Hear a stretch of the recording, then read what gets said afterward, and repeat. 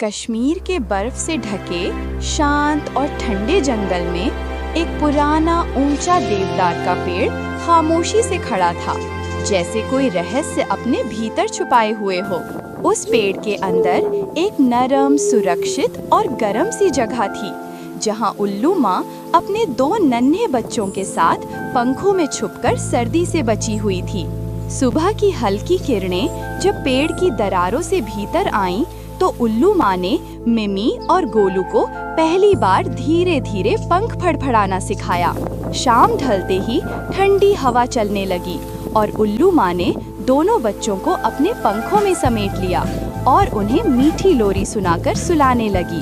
अचानक आसमान में गहरे बादल छा गए और एक तेज आंधी चलने लगी, जिसने पूरे जंगल को हिलाकर रख दिया। उल्लू माँ ने डरते हुए मिमी और गोलू को अपने और करीब कर लिया, उन्हें अपनी छाती से चिपका लिया और उन्हें हर हाल में बचाने की ठान ली। लेकिन अब खाने का सारा सामान खत्म हो चुका था और तीनों के भूखे पेट से हल्की हल्की आवाजें आने लगीं, जैसे जंगल की खामोशी तोड़ रही हों। इसी बीच दूर पहाड़ी रास्तों पर एक सफेद ऊनी खरगोश भोला बनी भारी बर्फ में धीरे धीरे चढ़ाई करता हुआ दिखाई दिया। भोला बनी के कानों ने पेड़ की ओर से आती एक धीमी सी मदद की पुकार सुनी और उसका दिल बोल उठा, मुझे वहाँ जरूर जाना चाहिए। जैसे ही वो पेड़ के पास पहुँचा, घोंसले का छोटा सा दरवाजा धीरे से खटका। अंदर से उल्लू माँ ने डरी हुई नजर से झांका और सामने भोला बनी खड़ा था, अपने छोटे से थैले के साथ, चेहरे पर एक प्यारी सी मुस्कान और आंखों में अपनापन। भोला ने धीरे से अपना थैला खोला और उसमें से फलों से भरा एक छोटा सा रंग बिरंगा पोटला बाहर निकाला। मिमी और गोलू ने जैसे ही फलों को देखा, उनके चेहरे खुशी से चमक उठे और उनकी हंसी पूरे घोंसले को रोशन करने लगी। मिमी भोला के पास आई और मासूमियत से उसके पैर को पकड़कर गले लगी, फिर धीरे से बोली, शुक्रिया अंकल, आपने हमें बचा लिया। बाहर का तूफान अब शांत हो चुका था और सुनहरी धूप की किरणें पेड़ों पर मोती की तरह चमक रही थीं। भोला और उल्लू माँ अब घोंसले के किनारे चुपचाप खड़े थे। शब्द कम थे, मगर दिलों के बीच एक नया रिश्ता बन चुका था। भोला ने टूटे हुए दरवाजे को धीरे धीरे ठीक करना शुरू किया, हर तिनके को प्यार से जोड़ते हुए, जैसे किसी अपने का घर बना रहा हो। गोलू ने पेड़ में गिरा एक हल्का पंख उठाया और उसे हवा में उछालने लगा। मिमी ने ताली बजाकर खिलखिलाकर हंसना शुरू कर दिया।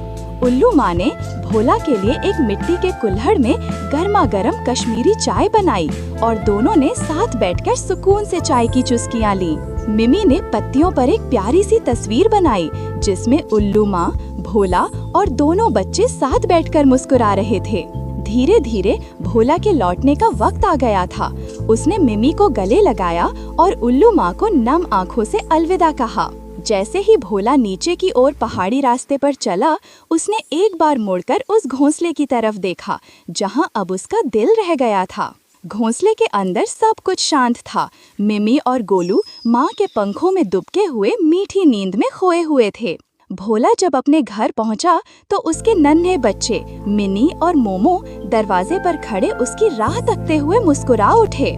रात को भोला ने बच्चों को सुलाते हुए वही कहानी सुनाई और फिर उल्लू माँ ने मुझे गर्म चाय पिलाई और बच्चों ने मुझे गले लगाया।